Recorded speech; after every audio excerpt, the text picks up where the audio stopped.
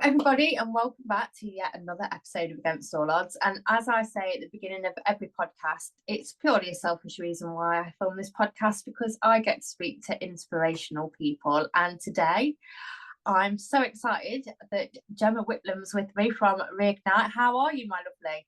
I'm great, thank you. How are you? I'm good. So before the podcast, I was just saying to Jemma, like, you're my 50th episode. And she's like, oh, you're my first. This is my first podcast, so yeah. This is great. I love it.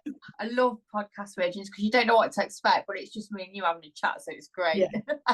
It could go anywhere, couldn't it? Really, it could be. Yeah, that's the best thing. They're never scripted, so then it's like really authentic. So which best way. Chat. So you work with ladies reigniting their lives, right? Yes, that is the plan. That's the plan, right? And I'll always say to everybody, if you are impacting somebody in a good way, there's a big reason why you're doing it. So what is your big why? Okay, so I guess mine started, tiny bit of background. I was quite sporty, quite into sports, just school level. I've ridden horses for most of my life. We've still got horses now. I competed, but was never really a gym goer. I just was, it's sport. Like, it was fun and I enjoyed it. I was one of those weirdos that liked PE at school. And I kind of just took my body quite for granted, I'd say, not in a bad way, but just, physically I was quite fit and it was all good. And other than a couple of falls off horses that caused injuries here and there, I was good. And then I had children. Right. I realized that my body wasn't actually as indestructible as I thought. Yeah. And so after my first child, which was 6.5 years ago, when I had Scarlett, I ended up with obstetric cholestasis while I was pregnant, which isn't the end of the world, but did mean I had to be induced early. But again, was just a bit like, oh, come on, body, like, you served me well so far. Why have you messed this up? Like, what's gone on here? Then my first, I won't go into detail, but my first labour wasn't particularly great. It was anyone I described to, they're like, that sounds quite traumatic. So I guess it would be like probably a fairly traumatic labour. I ended up hemorrhaging. Right. We ended up in hospital for about a week, the two of us on antibiotics. But it was my only experience, so I didn't really think much of it. The worst part was then, after I'd had her, I had a few other things going on, and I eventually found out, after looking at many different avenues and seeing GPs who weren't terribly helpful, that I did actually have prolapse. So I had both a cystocele and a rectocele, which is basically when so the cystocele is when your bladder has slightly dropped into sort of the vaginal canal, and a rectocele is when your rectum has done the same. So like, mine wasn't, like, there's different degrees of like severity. Mine wasn't the worst it can be, but it was still quite scary because I had a job at the time that was riding horses and training people to ride horses, so it involved carrying heavy things around. I had a child. I wanted to go back to playing basketball, and anything you googled said no heavy lifting, no jumping, no running, no impact, and I was just like, oh, that's a slightly scary life for somebody like me. That's not something I'm really prepared to go with. I was really lucky. I found a really good women's health physio, worked with her, kind of got myself asymptomatic, and I was sort of okay then. Then I had a second child, and before I had him, my plan was I was going to get like really good shape before I had him. I was going to make sure I carried on training through my pregnancy because I wanted to give my body the best chance to heal afterwards. And then life happened, as it does. And I was in pretty good shape, but I hadn't done anything extreme. And my pregnancy again, had obstetric cholestasis again. And I just felt nauseous and tired throughout my pregnancy, and I had a toddler. So I didn't train through pregnancy. And then basically after I'd had Dexter, long story short, for about 6 weeks, I still couldn't get in and out of bed without pain. I had natural birth, like not C-section or anything, but I couldn't get in and out of bed without pain. The prolapse was back and a little bit worse, but I worked with my women's health physio like straight away then. And I just remember, the moment when like I couldn't get out of bed without pain. That was bad enough. I still couldn't walk very well. And I was about 3 stone heavier than I am now, which I never expected to be particularly overweight, having been active my whole life. I remember thinking it was my fault a little bit, that I hadn't done enough in pregnancy. Like, I should have worked hard. It happened. But B, I couldn't even pick up my 2.5-year-old without it hurting. Like, I couldn't carry her, and I was just like, this isn't okay. I can't, like, this can't be my life. Like, I can't. Call it my fuck this moment. Like, fuck this shit. Like, this is not happening. I can't do this. And I think pretty much every client I've worked with so far has had that moment. They've had that moment where they've just gone, no, something has got to change. Yeah. The reason now, like drawing a line here, and I've got to change. So I went through a little bit of a pattern and did the classic thing of like looked around for stuff, and I found some workouts to do, which were great. They were brilliant for getting me started. And they didn't take too long to do, but eventually they probably weren't quite the right thing. They were all a little bit more, they weren't full on HIIT workouts, but they were all probably just long-term not sustainable. Like it wasn't how I strength train now. But I used to literally do it. The kids would be having breakfast. This is as they got a little bit, as Dexter got a little bit older and could sit at the table. I'd literally do it at breakfast time. They were like 3 10-minute workouts. So I know that if they started kicking off in that, I could finish 10 minutes while they were screaming, and then I'd be with them. If they weren't by then, I'd start my second 10-minute workout, and I'd be like, right, I can get this one done as well.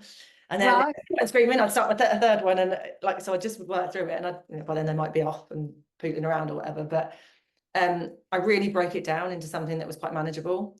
But I was trying to do it 5 times a week, because I kind of rock that classic all or nothing mindset. If you're going to go in, go all in. Right, okay, you definitely did, by the sound of it. a little bit. And, you know, and it did work to an extent. I did start to feel a bit more like myself, but I also had crippling postnatal depression when I was, she was never diagnosed. I still feel a bit weird saying it, but it was there. COVID, so there's trying to get a GP appointment was like, you know, hen's teeth.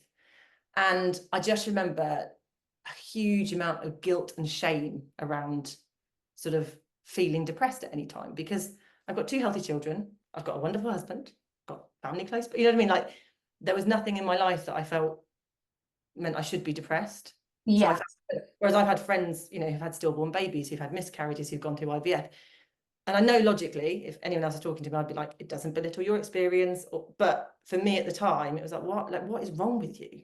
Like, how can you feel? I think a lot of people feel like that as well, because it's that feeling of, oh my God, I shouldn't be feeling like this. So that's going to make you feel worse as well. It absolutely fed into it. And like, you know, at the same time, we had a yard full of horses. Being self-employed, you're kind of straight back to work. There's no sort of 6 months, 9 months paternity leave. That just didn't happen. It's fine, like that's my life. I'm sort of used to that. But I just think at that moment then, and I found like various ways to do it. As I say, I started with this particular Power Abs program, which I have nothing against at all, but like it just probably wasn't sustainable for me long term to just keep doing the same thing, because then you had to like buy different add-ons and different programs, and then you kind of I put them together myself, which, as I say, got me started, and I'm so grateful that it got me started. Then I went on somebody else's sort of program where it was quite a cheap monthly thing, which is brilliant because I think fitness should be accessible. But for me, it didn't really work because you didn't have the same coach. Like somebody wrote your program, but then, you know, no one really checked in with you if you didn't do else. There wasn't really any accountability. There was, if you did message the coaches, it could be any one of a number of coaches replied. So you never really built up a relationship. So it was fun for some people, but it just didn't really do it for me. And I then qualified as a personal trainer in amongst all of this going on, because why not? So yeah, I ended up working with a guy, but I was originally doing it more to work with equestrians, with riders, because I've been a riding coach for 17 years, 18 years, and I've seen how much they struggle sometimes on the horse because of weaknesses off horse. So the whole training thing was actually much more to go down that route. Right, okay. I'd had so many issues with like pelvic floor, with, you know, with all this stuff going on, and just realized that actually this body that I'd taken so for granted, that I thought was always going to serve me, without some support, without some help, it wasn't going to keep doing it. But it needed to be done in a way that was sustainable, that actually made my body feel better, that actually supported my body to do what I needed to do, rather than ending up, I think when I look back, it was almost like I was training for punishment. You know, I was trying to get rid of that 3 stone. I was like punishing myself, punishing my body for not having been able to go through pregnancy without putting weight on. I mean, how ridiculous does that sound when you go back to it now? Yeah, but I can see how people end up doing that, you know. It's that all got to get it right, you know. Yeah, so that's kind of where it all came from. And then you know, I went for a weekend away with some friends, like, oh, we're gonna go for a run, because if we're gonna go for a run, I need to pack my period pants, because, you know, I've had children now, so I leak. And I was like, oh, hang on, like, that's cool, like, that's fine. It's quite common. But did you know it doesn't actually have to be normal? Like, just because you've had a child, Yeah. there's so many things you can do to sort of actually prevent slash, I hate the word fix, but you know what I mean, reduce, Yeah. make that better. And actually, I mean, my friend, I turned 40 this year, so like we're all in that like turning 40, everyone's, but you know, in the time we're all in our 30s, I was like, we've got a lot of, hopefully, fingers crossed, we've got a lot of our life left. Yes. Yeah. It post about this on social media. If I'm unlucky, I haven't got long left, and you know what, I want to go out all guns blazing. If I'm Yeah. lucky, and I'm like my grandparents, I get well into my 80s, I've got over 40 years of my life left. Yeah. And you better believe I want to live all those 40 years. Yeah. You don't want to just exist and hope for the best. So I kind of feel like it's whichever way you look at it. Either life's short, and therefore, like, let's give yourself a body that means you never have to sit on the sidelines. Yeah. Like, I was never going to be the person sitting on the sidelines while the dad had the fun with the kids. You know, I'm Yeah. the one that does throw the kids on the, and that's not for everybody. That's fine. It's like whatever your version of this looks like. But for me, Yeah. it was like being the one that can throw the kids in the air, being the Yeah. idiot at the park with going to the monkey bars, you know, and hanging upside down. It's like that's probably a huge part of my identity, rightly or wrongly. It's a massive part of me, knowing that physically I'm capable, I suppose. Yeah. And Absolutely. so yeah, for me it was about that, and it was about making sure that we then take the overwhelm out of it all for people. Yeah. Like, there's so much information out there now about fitness, and some of it is brilliant and some of it is terrible. Yeah. You only have to go onto Google and Yeah, confuse yourself within minutes, can't you? without a doubt. And I think then that's when, even for people who have really good intentions, the overwhelm sets in. Yeah. And even really well-meaning things like Couch to 5K. I love Couch to 5K. I think it's a brilliant thing that's got lots of people active. But if people have done nothing, even Couch to 5K doesn't really prepare the body for running 5K. No. Cardiovascularly, it gives you the time to build the fitness up. But muscularly, if you've done nothing for ages, strength-wise, you've not strengthened the muscles, the bones, the joints, the ligaments, the tendons. Yeah. And suddenly you're hammering around on hard pavements everywhere. Yeah. I had a conversation with somebody literally today who was like, oh, I did the Couch to 5K thing, but then I really hurt my back. And the doctor said the body's just not really ready. Like, although it's kind of quite a slow process, you know. Yeah. That's it. It's so overwhelming. Like, it's even if you put beginners, there's a mass of kind of information, videos, like we were saying before about different diets and everything. And it can be information overload where you've got all this information that you end up doing nothing because it just seems like so much hard work. Yeah, and then you add in all the quick fix ideas, you know, the Yeah. 6 threads, the like snatch your waist in 4 weeks, your bikini body ready, all the phrases that really should just go. Yeah. away. Because while some of those absolutely can work in those 6 weeks, very few of them for very few people are sustainable long term. Yeah. Because in order to shred yourself in 6 weeks, by definition, unless you're then going to take somebody after that 6-week shred and be like, right, okay, cool, we've gone really hard for 6 weeks. Now let me show you how to turn this into a lifestyle. Yeah. If you take them through and coach them afterwards, fine. But if you just do a 6-week shred and then go, awesome, look at you, off you go. What happens then? Because it is a lifestyle switch, isn't it? You have to change your lifestyle. You can't just suddenly develop this whole new healthy habit without. No, and I think this is where people, so my thing is, what I'd love is for people to never have to diet again. Yeah, I don't like the word diet. No. Oh, God, you agree with me? I agree. I don't like it either. Because a diet is literally just what you eat. Like, Yes. We've turned it into to be on a diet, meaning restrictive eating. Yeah, so I think, like, and you say diet to somebody who wants to lose weight, they automatically think, right, it's FOMO. Yeah, because it's going to be, I'm going to be lacking this food. Yeah. And the reality is there are so many, you know, there are many ways to lose weight, and that's fine. And I mean, we talked about this a little bit before. I think the other thing that's happened as well is that I've been very shy about talking about weight loss in my content, even though I know, like, every one of my clients at the minute is currently trying to lose weight.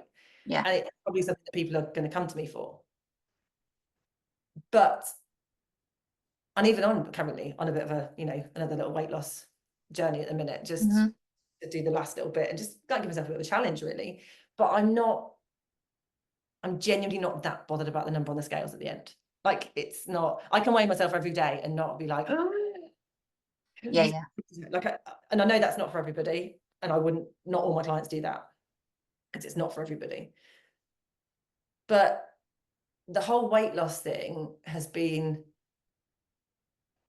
sort of almost demonized in different ways. Like, we grew up through diet culture, like we talked about, like horrendous culture. Like, the heroin chic was the look of the day, you know. The smaller you could be, the better. And I mean, I never fit into that because I was always a bit too athletic build and whatever, so I kind of didn't really ever bother, because but I was lucky. My athletic build served me for what I wanted, so it never made me feel like I was completely missing out. But there's a lot of like women, you know, I don't know, from probably certainly mid-30s, anyone who grew up in the 90s, you know, in any way, shape or form, will definitely have had a lot of diet culture. And I remember even at university, I remember my friends doing things like the Special K diet, you know. Oh, Special K diet, that's back in the day, isn't it? Two bowls of Special K, like one for breakfast, one for lunch, and then like everyone, I mean, how is that giving you enough protein, enough fibre, enough like minerals, enough veg, and like, it's mental. But it was never about that. It was about losing weight.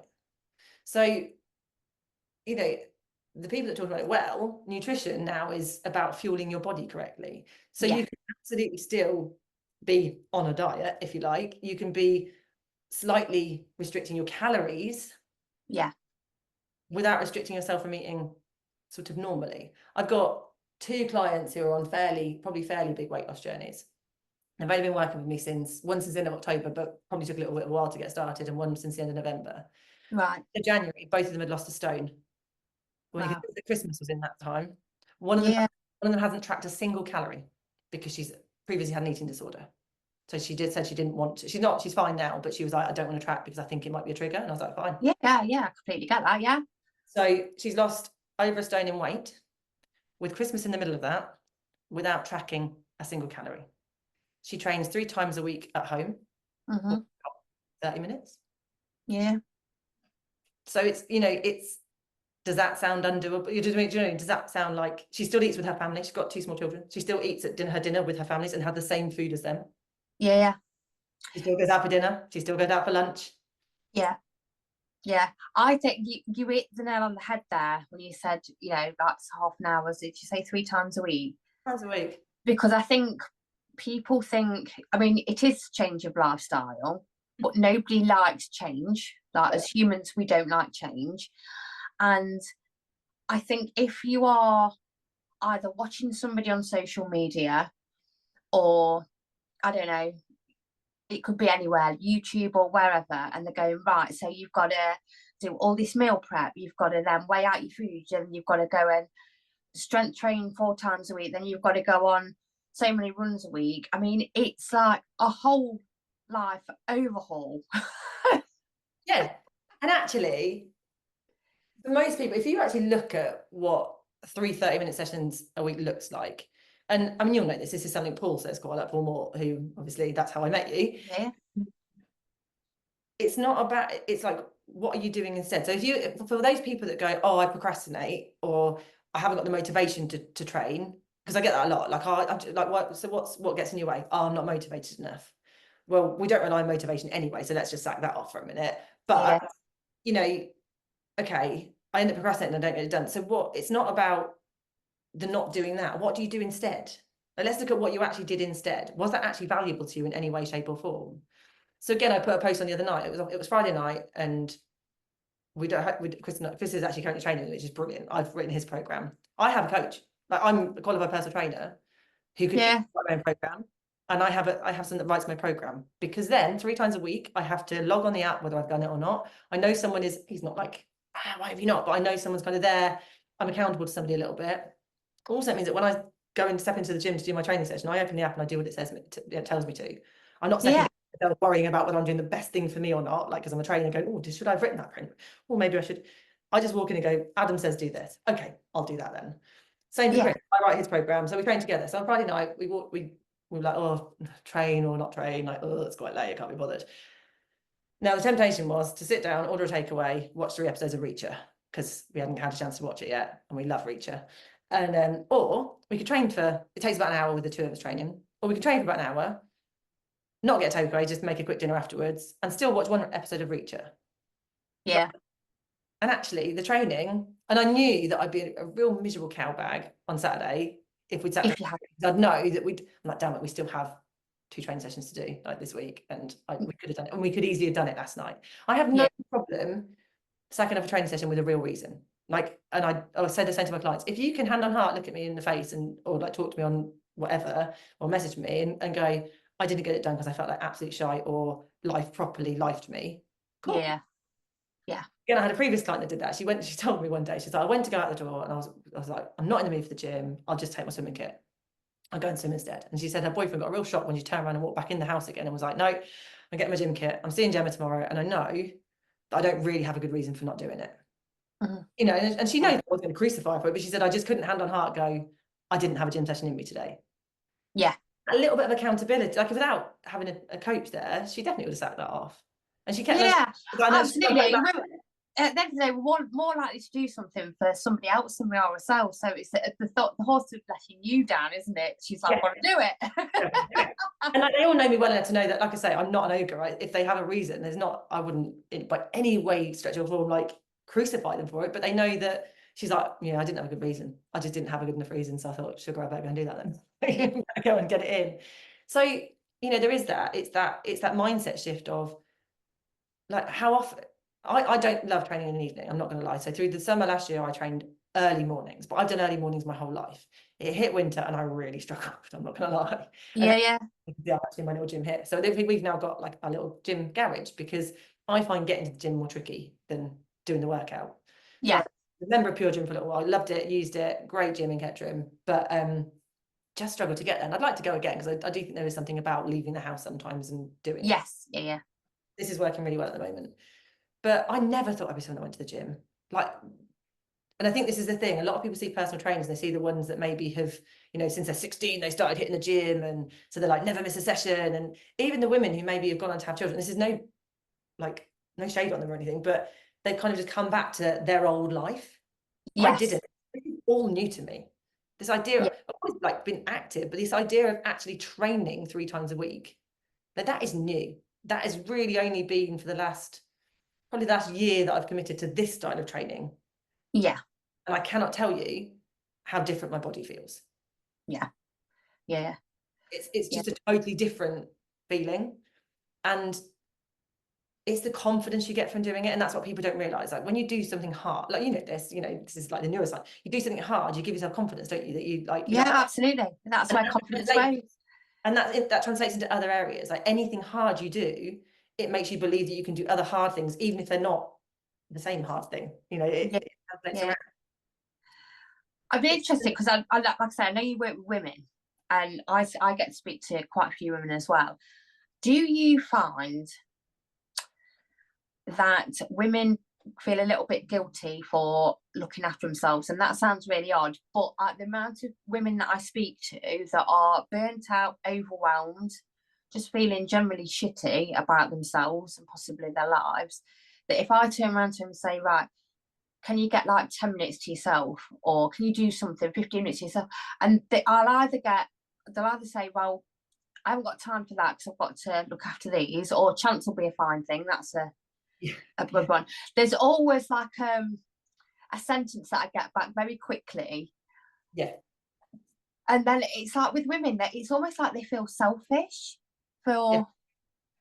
Do you find that as well? Oh, yeah, and I struggle with it myself sometimes. Do you know what I did, mate, in the past? Yeah, it's mental, and I you know, I've been working with Paul now for 2 years, and I still like the biggest thing I struggle with is guilt. Right. Whatever I'm doing, I feel guilty. So like we've got horses that we had before I had the children, and when I said they're not they're looked after properly, but compared to how I used to do them and that was the first thing I went and did every morning. Like they don't get anywhere near the attention. Even the dogs don't get the attention they used to get before I had kids. Yeah. We were talking about this earlier, weren't we? Like how thinly we then spread ourselves, you know. Yeah. I know, let's launch a business when I've got 2 small children. Great. Totally changed, you know, my career. but not just change my career. Let's do it self-employed. Great idea. Well, I've got 2 small children, a yard full of horses. Like, why not? But I bet it seems a good idea at the time, right? great idea. It's a great idea. And honestly, the things we do to ourselves. And it's not just me. No, it's all good. But we spread ourselves very thinly. And we have, if you asked a woman about her expectations of herself, and then what her expectations of even another woman would be, her expectations of herself would be here. And if you said to her, but if you explained or described her life to her without her knowing it was her life, she'd be like, they're crazy. They're doing way too much. They need to take a bit of a chill. Like, they need to take a break. Yeah. They're going to burn out. And you're like, you do know I've just described your life to you, right? You know, that's you I've just described, that you're now saying should really take a break and probably start looking after themselves. Yeah. It's like that. What's that show called? This Is Your Life, that book. Yes, and it really is. And I find it mesmerizing when I talk to women as well, because clients, non-clients, friends, whatever. So like the guilt thing, the not having time, and then I spoke to a friend a little while back who's had quite a traumatic time, and I just said to her, like, you need to go and, like, to me, when do you get your you time? I didn't even say, I said, like, what do you do for you? That's not, and I know she loves her job, she loves what she does, and I know she loves being with her children. I was like, that, but they're both, and I know they're both for you, but what's just for you? And she's like, oh, well, you know, there's not really time, because by the time my husband gets back from work, and then it's the kids to bed, and then it's this, and it's that, and then he goes and plays football twice, or whatever he was doing, it was like football or something now, twice a week, because he really needs his downtime. And I was like, and you don't? Yeah. Like, because the implication was that he works all week because he needs his downtime, whereas she's self-employed. So yes, she works, but she's not like on strict office hours, you know, away from the house at that time to that time. So all of a sudden, to her mind, she doesn't deserve the same leeway and the same time off. Yeah. But how does that work?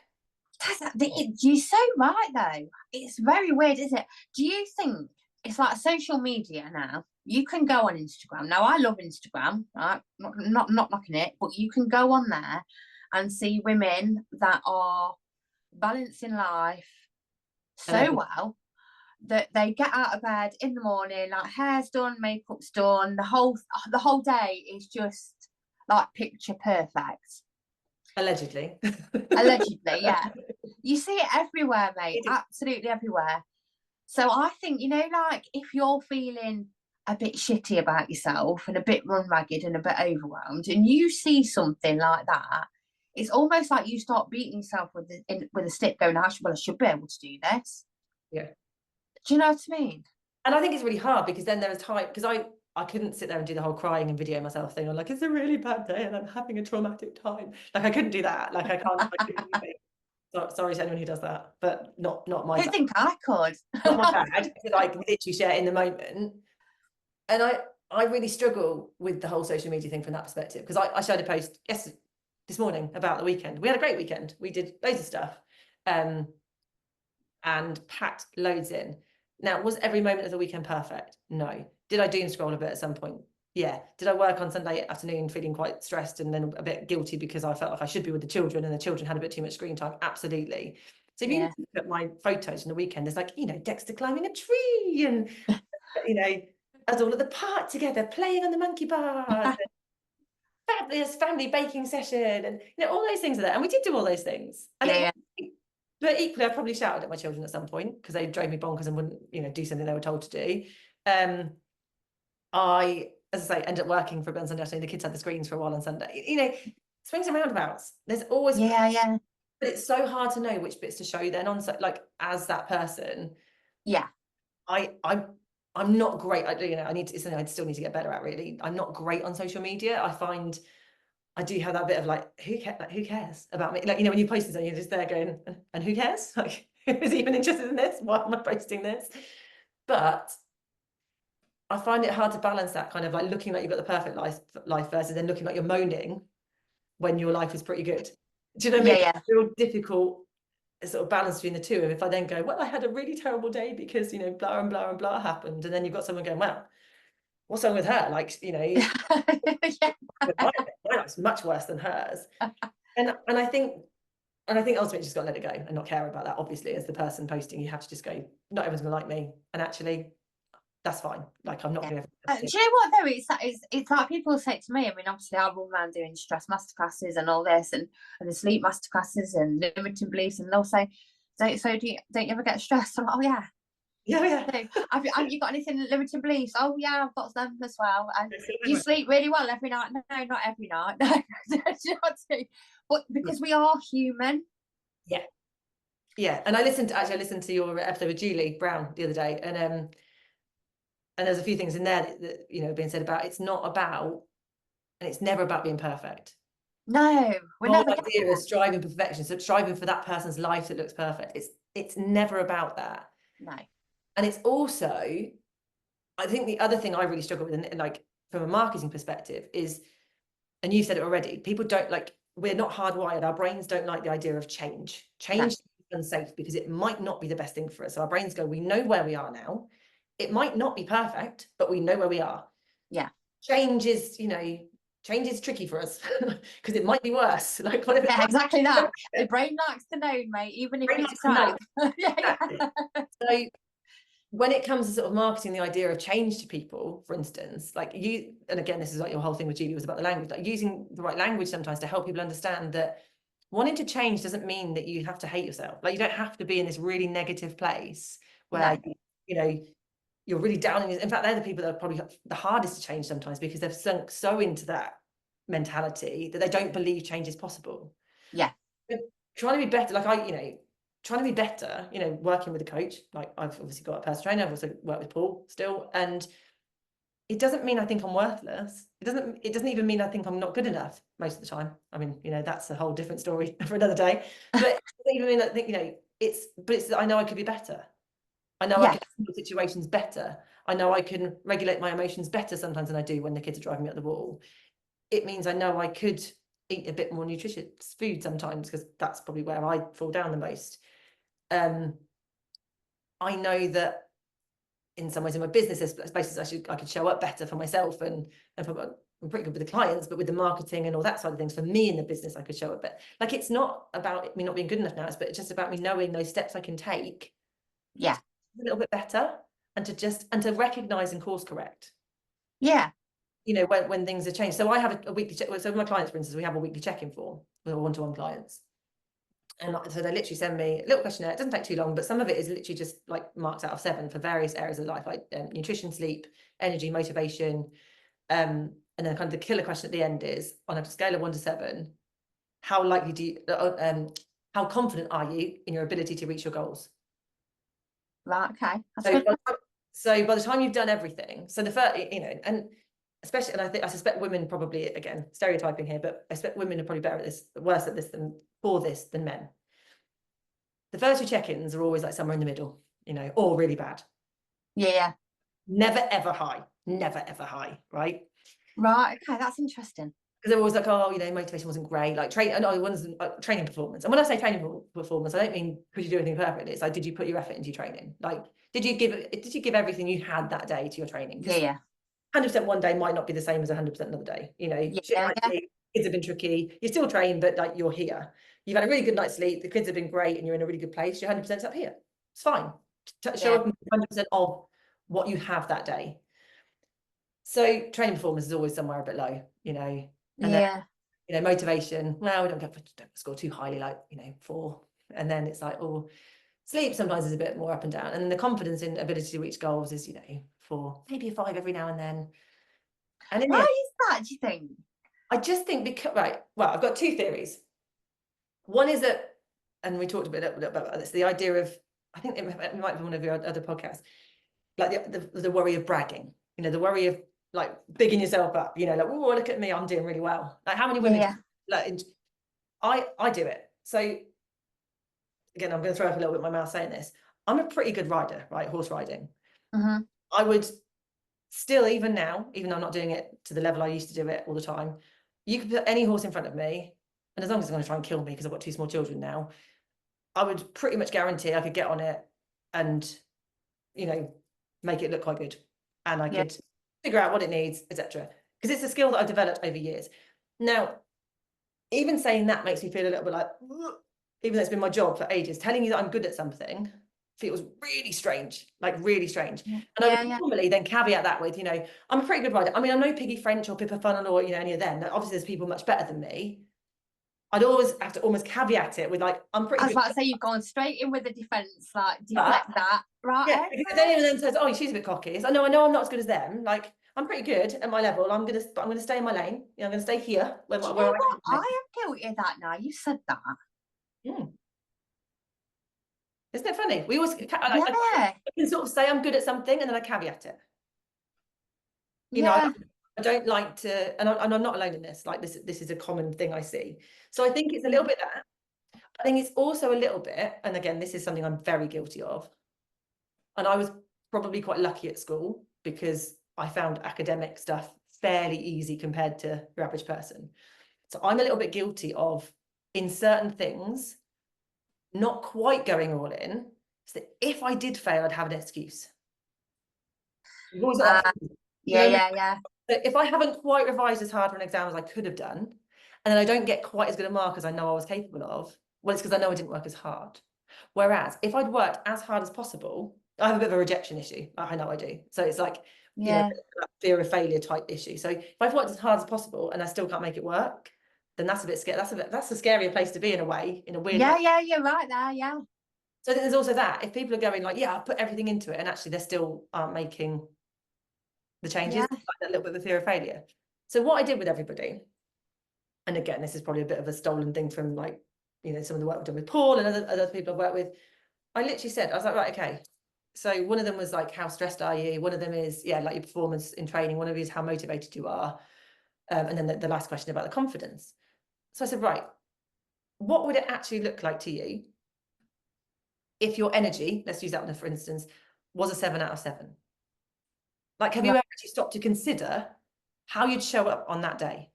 Like, how would you get out of bed if your energy was a 7 out of 7? How would you be? How would you hold yourself? Like, what would you do in that day differently to what you do now? Yeah. If you know what a 7 out of 7 energy looks like, how do you know what you're aiming for? Yeah, you say, yeah, you bang on, mate, there. How do you know? Like, how, and have you ever actually considered, like, you've rated yourself a 4 because you feel a bit tired? But actually, if you might actually be a 5 or a 6, you've just never really considered that you could use that energy. I mean, you know, Paul's always talking about you can create energy. Like, energy is something, I mean, and you can. And it's like, okay, and if you're not a 7, why aren't you a 7? What have you done this week that sapped your energy? Yeah. Is it not good enough sleep? Is it, you know, late nights? Is it high stress? So quite, and this is why I love these questions, because you've got like stress, sleep, motivation, energy. You can't do those 4 don't link together. And then training performance. So these 5 things that basically all end up, you know, high stress and then kind of low sleep is going to lead to low energy, low motivation, low training performance. So it's like, okay. And then quite often then the killer question, how confident are you can achieve your goals right now? Guess what? That's really low as well on those weeks. The moment I challenged every single one of my clients on this, I challenged them on, like, what would it look like to be a 7? And then with stress, I go the other way. What would it look like to be a 1? What would an act, like, how often do you ask people a question, how are you? You get two types of response. One is, yeah, good, thanks, fine, which means nothing, right? Which means nothing. Or you get, oh, busy, stressed, tired. They're the 2 stock responses, I would say, not 90% of the time, probably more. Really gets and goes, awesome, I'm having a freaking amazing day. Like a Heppel thing, isn't it? Like, brilliant. Like, you've gone out if you do that. They're like that. Freaking weirdo. Like, people look at you do very funny when you do that, but we have this default setting of, like, we're stressed. Like, and I have actually challenged, I've gone, are you actually stressed? If so, why? Which bits of the stress are in your control and which bits aren't? Like, so, okay, if work's been mental this week and there's nothing to do about it and that's what's making you stressed, okay, fine, that's out of your control. But if you're stressed because of other things that actually you have a control over, like, what can you do to mitigate that stress? Get it closer to a 1, because it's all very well just doing a weekly check-in, but I like to make sure it's a way that clients can actually course correct for themselves a little bit. Since I've had more than 1 7 in confidence that they're going to reach their goals. More than 1 7 in terms of the performance they're giving in training, because that was the other thing I said. Okay, so what you're giving me a 5 or a 4, your performance in training. Like, and then I've reminded them, like, let's just remind you, this is the effort. This is when you say performance, it's like how you showed up for your training session, not Yeah. did you manage every rep? Did you put your weights up? It's just like, how did you show up for yourself in your training session? Did you show Yeah. up? And Yeah. if you're not, why not? Like, Yeah. what's not put the effort in? And what would it look like if you did? Yeah. Every single one, sometimes the sleep's a bit hit and miss because some have got young children and obviously it's not always in their control. Yeah, absolutely. Yeah. But most of the other scores have changed since they've actually had the conscious thought, but like they're just much more intentional then. Yeah. About how they're dealing with things through the week. Well, that's it, because we run on autopilot quite a lot. Yeah. So, I mean, questions are the best thing for your brain anyway. Yeah. But we do run on autopilot. So we also run kind of copying everybody else. So if you're doing a school run, all the mums are stressed and they're rushing about and they ain't got time to fit in, guess what you're going to feel like? It's like, do you know what I mean? You're going to feel exactly the same.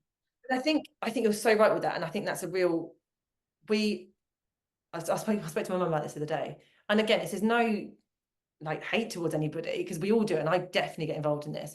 The moment one person is like, oh, had a bad night, or kids are up, or what, like whatever the thing is, the negative point is that they're making, everyone's like, oh yeah, no, I'm stressed, as busy, and it almost becomes like a moan off, like who can moan the most. And I kind of, and we get dragged, even though I don't want to be, even when I'm actually having quite a good day, I can suddenly quite easily but get pulled into the, oh yeah, and I'm, so I'm quite lucky, but like Chris is great around the house, for instance. He doesn't help me around the house, like he just takes up the slack as well as I do. Both are in the house and we both do stuff in it. So I'm, I don't really have, but you still find yourself like somebody's moaning about their husband or their partner or something. You still, oh yeah, no, like men. You still end up in that kind of. It's like our cue. It's like, God, we can't be different. We've got to fit in here. We've got to fit in. We don't want to be, loners don't do very good. So we do start to join in. So I think, that's another thing like about health and fitness, because we spoke earlier, it's actually quite difficult for a woman to go, do you know what, I need a bit of help with this. Oh, definitely.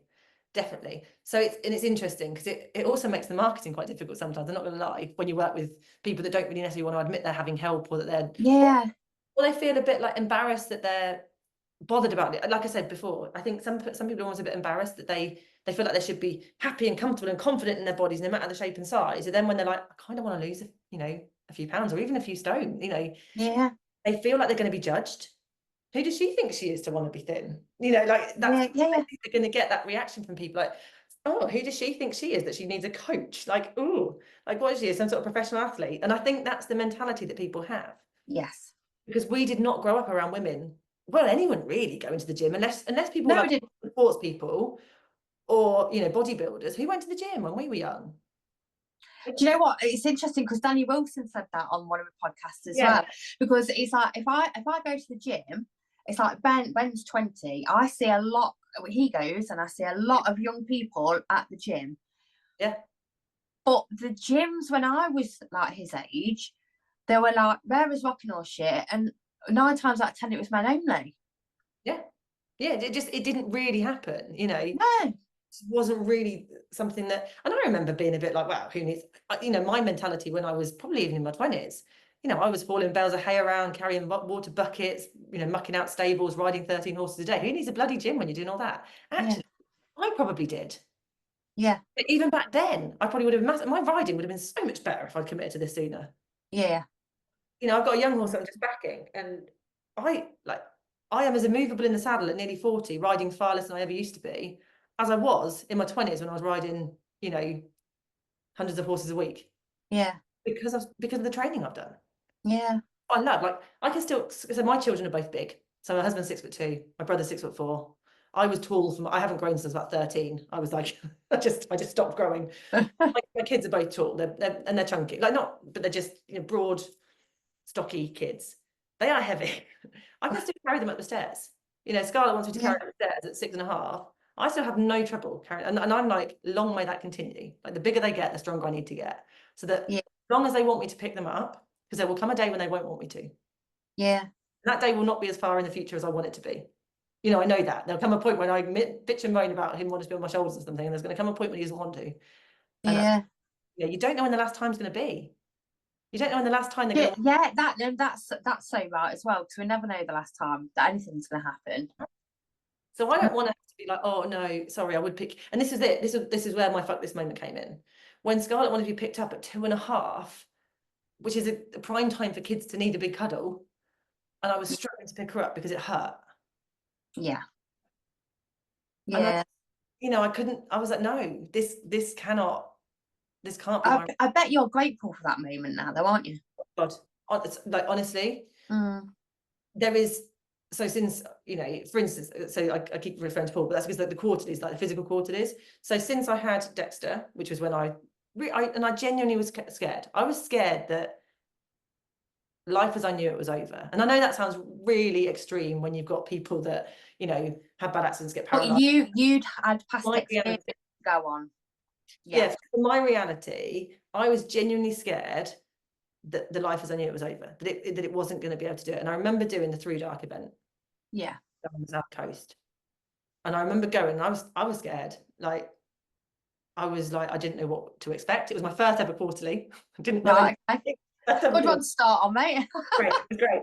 And we did what was it, like a 20-kilometer hike around the Jurassic, up and down the steps, like all over the place, with some like beasting in the middle, which was like push-ups, sit-ups, squats, carrying a backpack, and then the boot camp on the beach afterwards.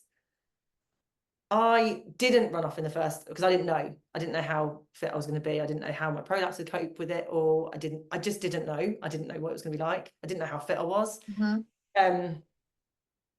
By the end of it, I was running. By the end of that, I ran all of it, because I'd saved my energy at the beginning. I didn't run with the whole lot of them, but I ran all of the last part of it. Yeah. And I finished the first group.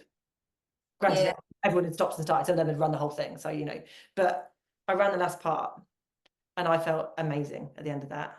And that showed you got the confidence. Yeah, that moment then was like, okay. So it was almost that feeling of like, okay, I'm back. I feel like me again. I can do this stuff. And there's a brilliant photo. One of the Through Dark team happened to get it. And I've got my little snack bag. And it's it's one of those photos that just brings back such an incredible memory. And I've got the biggest, it's like taken from size, like I've got the biggest smile on my face. You can see how much I'm enjoying myself. Yeah. I'm loving that moment. And then we did Mike's gym. Yeah. And again, did everything. Totally destroyed my shoulder in the process, which I knew I would, which is why I rebuilt back up. Like literally the next day I couldn't lift my arm above there, because I knew it was a weakness, and I knew I was probably going to kill myself. But I was like, this is the once in a lifetime. Well, I thought it was once in a lifetime, but potentially going back in December. But yeah, and it's just like, and then we did the night climb at Snowdon. Yeah. And I know, like, don't get me wrong, it was tough, but I was fine. Like, and I say that without arrogance. Like, again, even this I feel a bit saying, because I know people that came back and they're like, I was fucked for weeks. Yeah. The night climb and the weather destroyed me. I live out in that weather, like day in, day out throughout my life. So that probably wasn't as much of a shock to my system. But yeah, I drove back from Wales that morning, having done the climb, back to a family party. As you do. And I had some aches and whatever, but I was fine. Like, I genuinely was fine. So again, it was just that reaffirmation. And like you say, if I hadn't had that moment where I'd just gone, no, this is not allowed to be my life. Like it can't.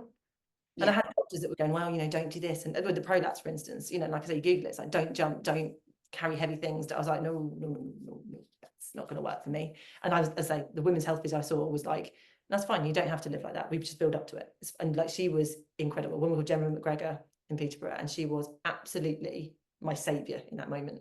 And if I can be the same person for different reasons, doesn't need to be about pelvic health, but if I can be that same person in that moment for somebody else, how worth it is that? To be the person that makes them believe that it's possible again, because you've got two, I think, especially as you get older, you've got two types of people. You've got the women like me, who were sporty, athletic, but then when had children, maybe haven't had time to look after themselves, and then they just go, who am I? Like, I've always been able to do stuff, and now suddenly physically I can't. Like, what? Yeah.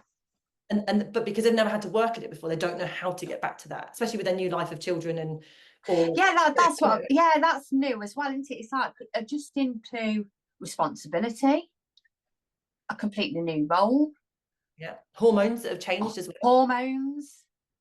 Yeah, yeah, I like the fact that I speak to no end of people that will say, I am the person that I needed back then. Yeah. Yeah. And I, Yeah.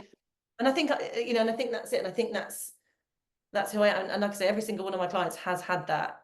Okay, there's something's got. Some of it's about, a couple of them it's because they're turning 40, so they're just having, it's like that bit of a kick at the backside that is like now or never. Like, come on, it's, well, for other people it's like different things. Some of them it's like family members that have had health issues that they can see themselves potentially repeating if they don't do something now. Whatever it is, but they've all had that moment where they've just gone, right, I need to sort this.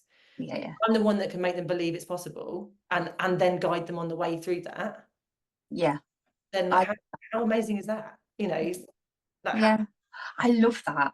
What a cool job to have. Yeah, absolutely. What a cool job to have. I've got one last question. With you listening to podcasts, you know what this question is, right? Good, okay. Emma, tell me 3 good things about yourself. Oh, I knew you were going to do this. I should have this all prepared, shouldn't I? Actually, I didn't even think about it. You listen to someone else do it, and then you kind of forget it's going to come to you. I've been called all sorts of names on my podcast for this question. I've already told you how much I had to struggle with this, Amy. Okay, 3 good things about me. I'm incredibly caring.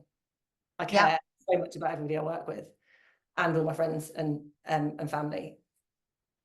Oh my goodness, I'm incredibly enthusiastic and passionate about what I do. Yeah, and about life generally. I like to bring that into everything I do. Oh my goodness. What's the third thing? Good thing about me? I'm a really good person to have around you in a crisis. Oh, I like that. Very level-headed. So funny story, very quickly. Funny story. A friend of mine sent me a voice note. Sent us all a voice note about this really weird dream she'd had about we were all somewhere, and then it was all kicking off because there was like fire somewhere and a bomb going off, and it was like, but Jemma, obviously it was Jemma, and this is her words. She's like, so Jemma, obviously being Jemma, was like, guys, we just need to all get in the sea because if the fire's going around, we'll be fine in the sea. She's like, classic Jemma. So that's like, so even my friends like who I've known since school are like, yeah, that's what I do. Just I love that. Right, so if there's any ladies that have listened to this and gone, right, I feel like I need Jemma in my life, I'm ready to sort my shit out, where can they find you, mate? So on Facebook, it's just Jemma Whitlam. Jemma with a J. Just I have to repeat that. That's such a wanker. Yeah. Jemma Whitlam on Facebook. On Instagram, because I do have an equestrian page as well. So the women's one is at Gem_Whitlam. Yeah. And I do actually have a free 7-day like spring reboot thing going on, which starts next Sunday. Just for people to basically get a taste of what it's like working with me. So by the end of 7 days, the plan is that they will have a plan. Whether they stay working with me or not, whatever, is that they will have a plan that they can slot into their life. They'll understand a bit more about strength training, about how they can make nutrition work for them, about how to sort of like, just shuffle their life around to make these things fit in without being restrictive and stuff.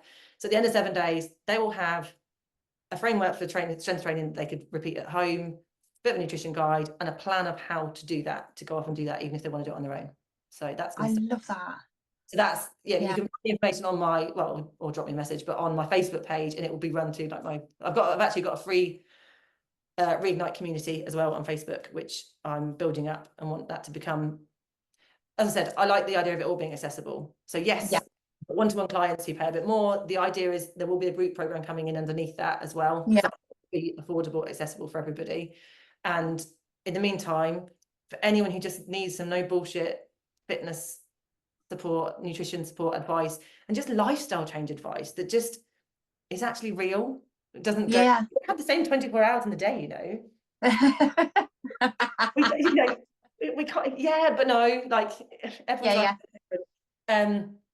and this isn't just for I know I talked a lot about being a mum. This isn't just for mums, because very, very briefly on this, I think the idea of bringing all the different communities of women together is so important. I think it's the world has got very divided, very split between like mums versus non-mums versus stay-at-home mums versus Gen X versus Gen Z versus millennials. And I just say bollocks to that. I think we can all learn something from other people, and I think we can all get a different perspective of life from all those different places. So business people will tell me I've not got a niche enough, but actually I think there's something in the ability to not just stay within a niche where we all mums stay together and work together, and we actually just go, no, let's blast it wide open. Let's all learn from each other. Everyone Do you know what? I completely agree with you there. I think there's that many pockets of people grouping together that it's actually pulling everybody apart. Some of my best friends don't have children because a lot of people in the horse world don't. They're very sensible people that stick with the horses. No, sorry guys. But you know, some of my best friends don't have children. It doesn't make us not relate to each other. You know, it doesn't mean that I have friends who are younger than me. I work a lot with teenagers who are freaking awesome. Like the whole idea that I don't even know if they're Gen Z or if they're younger than that even now. You know, not all teenagers are bad and lazy. I've got a kid who I work with who's 17 who was on the British eventing European team last year for juniors. She was the best placed Brit last year. I sponsor her, and she strength trains 3 times a week, even though she's already a good rider, because she wants to be better. I love that. I think so. I think people are quick to mock the younger generation, where there's quite a few of them that are doing all right. And I just think it's great to bring all that together. I think we just get a bit different. So yeah, reignite. If you look at Reignite Free Community, that is on Facebook as well. The challenge will run through there, but yeah, drop me a message. Be great to. You've been an absolute star, mate. First podcast done, yeah. And it wasn't even too scary. Well, I recommend everybody to give Jemma a follow and ask her any questions. Thank you for joining me. Oh, thank you for having me. It's been wonderful. Thank you. Take care.